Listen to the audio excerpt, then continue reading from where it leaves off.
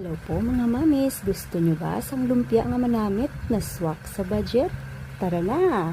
Simple ingredients lang po para sa aton nga lumpia: carrots, bagyo beans, cabbage, sayuti, salt, pepper, cooking oil, of course apa, kaginisa mix, optional lang.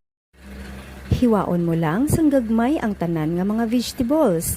Igisa ang ahos until golden brown, sibuyas kag tanan nga mga hiniwa nga vegetables. Season with salt, pepper, and ginisa mix. Take note, ginisa mix is optional. At ngayon, alam niyo na po ang lahat ng mga ingredients at saka proseso.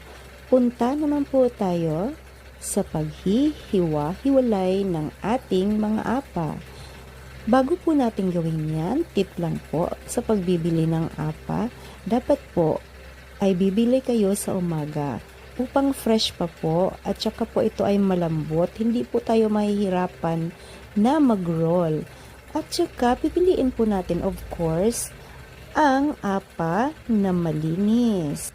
Prito na po tayo. Then, serve while hot. Best for sweet chili sauce. Yummy. Thank you for watching.